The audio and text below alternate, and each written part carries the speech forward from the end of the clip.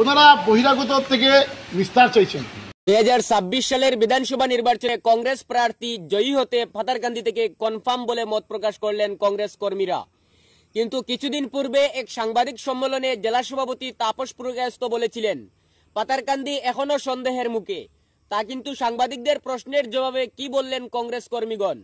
আজ পাতারকান্দি রবীন্দ্র ভবনে পাতারকান্দি ব্লক কংগ্রেসের কর্মী সভা সম্পন্ন হয়। বক্তাদের মুখ থেকে শোনা গেল যদি এই মুহূর্তেই নির্বাচন হয় তাহলে কংগ্রেস সরকার আসাম দখল করবে সহ বেশ কিছু মন্তব্য সংগ্রহ করা হলো। আপনারা কি কি সিদ্ধান্ত নিলেন?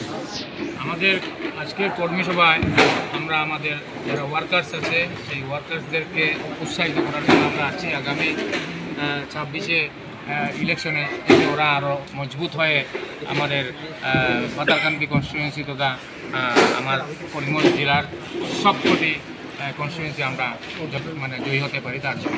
আপনাদের প্রস্তুতি কতটুকু স্ট্রংলি চলছে?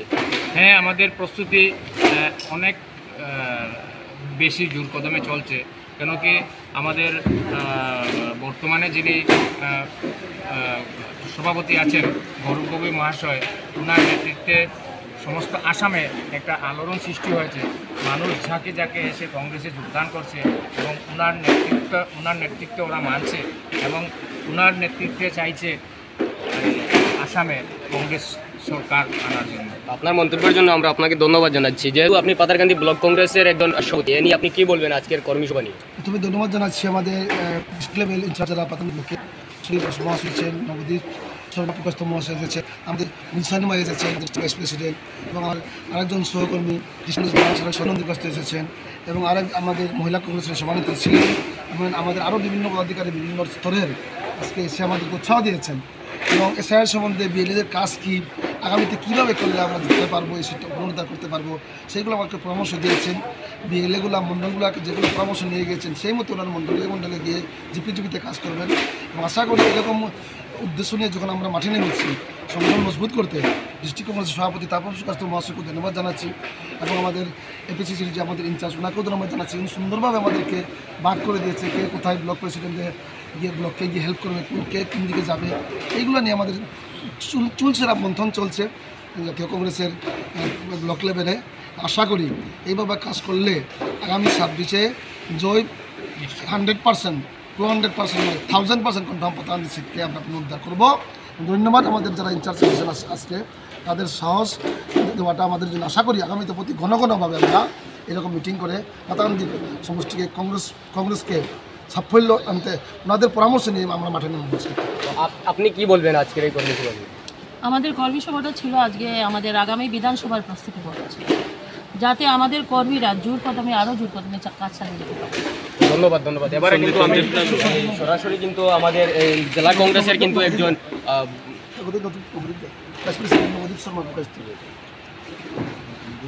পাতারকান্দি সমষ্টিতে জোর কদমে অনেক আগ থেকে কংগ্রেসের সাংগঠনিক কাজকর্ম চলে আসছে এবং ইতিমধ্যে আমরা লোয়াইপুয়াতে একটি মিটিং করেছি, আজ আমরা পাতারকান্দিতে মিটিং করছি, আগামীতে আরও অনেক মিটিং হবে এবং সেই মিটিংগুলোর ফলস্বরূপ একটি জিনিসই পরিষ্কার হয়ে গেছে, 2026-এ আসামে কংগ্রেস গভর্নমেন্ট তো আসবেই, করিমগঞ্জ জেলার 4টি সিট কংগ্রেসের দখলে আসবে আর পাতারকান্দি তার মধ্যে প্রথম নাম থাকবে কংগ্রেসের দখলে আসার। অত্যন্ত দ্রুতগতিতে এবং ভালোভাবে সংগঠন চলছে। আজকের মিটিংটাও 110% সাকসেসফুল, খুব ভালো। কিছুদিন আগে যে জেলা সভাপতি তাপস পুরকায়স্থ রাতাবাড়িতে বলেছিলেন পাতারকান্দি এবং এই রাতাবাড়ি বিধানসভা এখনো জিতার অনেকটা আশঙ্কা কম। আজকে 15 দিন যাওয়ার পর আপনি এই মন্তব্য করলেন, কি মানে কোথায় বলেছিলেন? রামকৃষ্ণনগর। যাই হোক, আমি এটা খেয়াল করিনি। আচ্ছা, যাই হোক, তাপসকান্তি পুরকায়স্থ নতুন সভাপতি হয়ে আসছিলেন তখন, উনি হয়তো ভেবেছেন, আমরা জানি না, কিন্তু আমরা এসে যে আজকের যে অ্যাটেন্ডেন্স দেখেছি বা যেভাবে করিমগঞ্জ জেলা কংগ্রেস অফিসে পাতারকান্দি কনস্টিটুয়েন্সির মানুষের যেভাবে ভিড় উপচে পড়েছে, যার জন্য আমরা বলছি যে সবাই অ্যাক্টিভ হয়ে গেছে। আমাদের বিএলও কমপ্লিট হয়ে গেছে, আমাদের মণ্ডল প্রেসিডেন্ট কমপ্লিট হয়ে গেছে, আমাদের বুথ কমিটি কমপ্লিট হয়ে গেছে। আসল হলো সংগঠন যদি মজবুত থাকে তাহলে আমাদেরকে কেউ হারাতে পারবে না।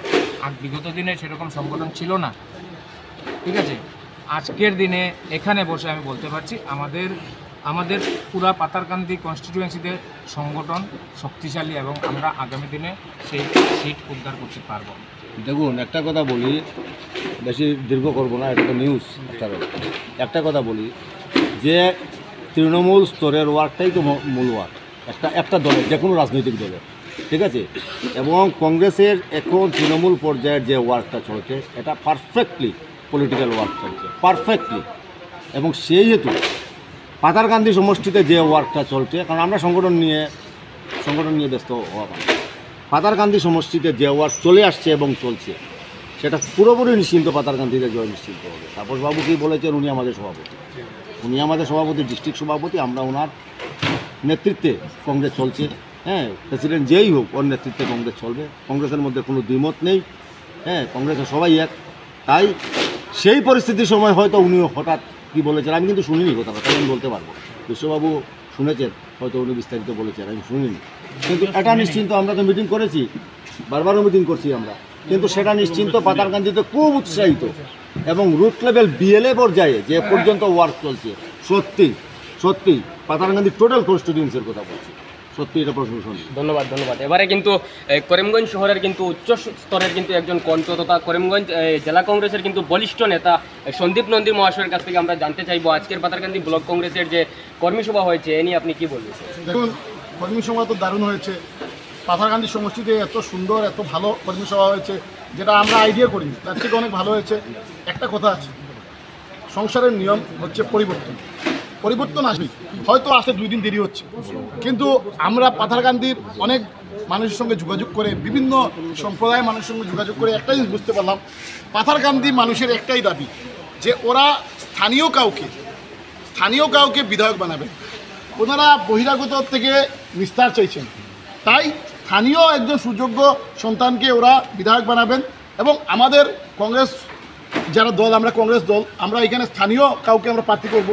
এবং আমরা সবাই নাম কি প্রার্থী তো হাইকমান্ড ঠিক করবেন, কিন্তু আমরা যেভাবে আজকে আমাদের জেলা কংগ্রেসের যারা এসেছি বা আমরা আগামীতেও আসবো, এবং আরও অনেকবার সভা হয়েছে এবং বিভিন্ন মানুষের সঙ্গে, বিশেষ করে আমি একটা কথা বলতে চাই যে আমরা অপোজিশন পার্টির অনেক মানুষের সঙ্গে আমার জানাশোনা আছে, সরকার পক্ষে যারা বিজেপির, কিন্তু ওনারা এখন বিরক্ত হয়ে গেছেন, ওনারাও চাইছেন স্থানীয় প্রার্থী। আপনারা দেখতে পেরেছেন নিশ্চয়ই, কয়েকদিন আগে একজন বিজেপি সমর্থিত কাকে নিয়ে একটা সভা করা হয়েছিল, স্থানীয় প্রার্থী লাগে, স্থানীয় প্রার্থী বিজেপির মধ্যেই ডিপার্ট হয়ে গেছে। কারণ এখন আর মানুষ, একটা কথা বলি, মানুষের অহংকার জুলুম সহ্য করার একটা সীমা থাকে। মানুষ কিন্তু যখন একদম ওয়ালে পিঠ লেগে যায়, তখন মানুষ কিন্তু পিছের দিকে যায় না, সামনের দিকে আসা শুরু করে। তো এটা এখানে শুরু হয়ে গেছে।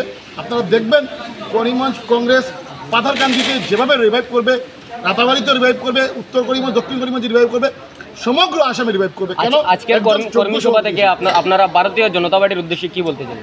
আমি এটাই বলতে চাইবো যে অনেক ভারতীয় জনতা পার্টির মনের আশা আছে যে স্থানীয় একজন বিধায়ক ওরা যাতে পায়। তো আমরা কংগ্রেস পার্টি থেকে আমরা স্থানীয় একজন মানুষকে বিধায়ক বানাবো। আমরা এই পাথারকান্দি সুসন্তান, যে পাথারকান্দির মাটিতে জন্ম হয়েছে, তাকে আমরা টিকিট দেবো। তো তাই পাথারকান্দি সুসন্তানকে যদি আপনারা যদি জিতাতে চান, তাহলে কংগ্রেস পার্টিকে সমর্থন করুন। বিশেষ করে আপনাকে একটা কথা বলতে চাইবো, আমরা জাতীয় কংগ্রেস কিছুদিন আগে করিমগঞ্জ কলেজে নির্বাচন হয়েছিল, আমরা পাথারকান্দির একটা ছেলেকে আমরা করিমগঞ্জ কলেজে টিকিট দিয়েছিলাম, কিন্তু দেখা গেছে আমরা এনএসওয়াই দিকে টিকিট দিয়েছি, তাহলে কী হয়েছে, কিন্তু ও তো পাথারকান্দির ছেলে, কিন্তু দেখা গেছে যে ওর ঘর বাড়ি ভেঙে ওর নমিনেশন ক্যান্সেল করা হলো, উইথড্র করানো হলো। ও কেঁদে মাইকের সামনে বক্তৃতা দিল যে আমার কি দোষ, আমি পাথারকান্দির ছেলে, আমি কি করিমগঞ্জ কলেজ রিপ্রেজেন্ট করতে পারবো না? কিন্তু আমরা এবিপি দেয়নি, শাসক দলের কেউ দেয়নি, আমাদের করিমগঞ্জ, আমরা কংগ্রেস, আমরা এনএসওয়াই, আমরা পাথারকান্দির ছেলেকে আমরা করিমগঞ্জ কলেজে এনএসওয়াই থেকে নমিনেশন দিয়েছি, কিন্তু ওই ছেলেকে ইলেকশন খেলতে দেওয়া হয়নি, চাপ দিয়ে বসিয়ে দেওয়া হয়েছে। আমি পাথারকান্দি মানুষের কাছে জবাব চাইছি, আপনাদের ছেলেকে, আপনাদের ঘরের ছেলেকে আপনারা চান নাকি করিমগঞ্জ কলেজে একটা ভালো পোস্টে আসতে? আমরা যে নমিনেশন দিলাম, কেন ওকে চাপ দিয়ে বসিয়ে দেওয়া হলো? আজকে রাজনীতি ছাড়ুন, আজকে কংগ্রেস বিজেপি ছাড়ুন, আজকে এই সমষ্টির ছেলে যদি আজকে করিমগঞ্জ কলেজে একটা পোস্ট পেতো, আজকে যদি একটা ভালো একটা পদবি যেত, তাহলে এই পাথারকান্দির মান সম্মান বাড়বে। কিন্তু আজকে দেখা গেছে যে পাথারকান্দির ছেলেকে আমরা এনএসওয়াই টিকিট দেওয়াতে ওকে ভয় ভীতি দেখিয়ে ওকে নমিনেশন উইথড্র করে দেওয়া হলো। মানে চাপ দেওয়ার কারণ কি ছিল? চাপ দেওয়ার কারণ ছিল ও এনএসওয়াই থেকে ইলেকশন খেলছে, আর এনএসওয়াই থেকে যাতে পাথারকান্দিতে ওর বাড়ি, কিন্তু ওএনএসওয়াই থেকে ইলেকশন খেলতে পারবে না। তা আমার প্রশ্ন, যদি ওএনএসওয়াই থেকে ইলেকশন না খেলতে পারি, তাহলে আপনারা কেন প্রথমে ওকে টিকিট দিলেন না, বা আপনারা কেন পাথারকান্দির ছেলে দেখে আপনারা কেন একটা ভালো একটা পোস্টে সুযোগ করে দিলেন না? আমরা যখন সুযোগ করে দিলাম তখন আপনারা বিরোধ করলেন। এটা হলো ডিসক্রিমিনেশন। তাই ওই দিন থেকেই যখন মানুষ হয়তো বয়ের সামনে কিচ্ছু বলছে না, কিন্তু ওই দিন থেকেই পাথারকান্দির মানুষের, বা আমরা সোশ্যাল মিডিয়াতে একটা আওয়াজ এসে গেছে যে আমরা স্থানীয় কাউকে চাইব। কারণ আজকে স্থানীয়রাই, আজকে যদি দেখুন আগুন লাগলে পাশের বাড়ির মানুষ আগে আসবে। তাই আমি আস্তে আস্তে দেরি হয়ে যাবে, আমি করিমগঞ্জ থেকে আপনার এখানে আস্তে আস্তে এখানে হয়তো আপনার ঘর বাড়ি পুরো চলে যাবে, কিন্তু আপনার পাশের বাড়ির মানুষ কিন্তু আপনার তাড়াতাড়ি চলে আসবে। তাই পাথারকান্দি মানুষের মনের কথা আমরা বুঝতে পেরেছি। পাথারকান্দিতে কিন্তু স্থানীয় এবার বিধায়কের দাবি উঠবে, এবং পাথারকান্দিতে এবার খেলা হবে, বিরাট খেলা হবে, যেটা এখন আন্ডার কারেন্ট চলছে। আপনারা হয়তো অনেকেই বুঝতে পারছেন, অনেকে আছে লোকে, কিন্তু সামনে ক্যামেরা আসছে না, কারণ ভয় ভীতি। আজকে বুলডোজারের ভয় আছে, পুলিশের ভয় আছে, বিভিন্ন ধরনের ভয় আছে।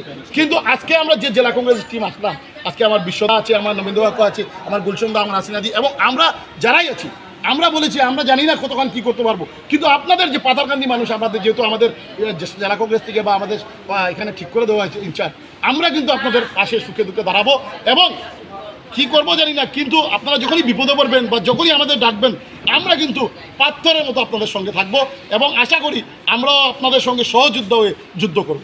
ধন্যবাদ।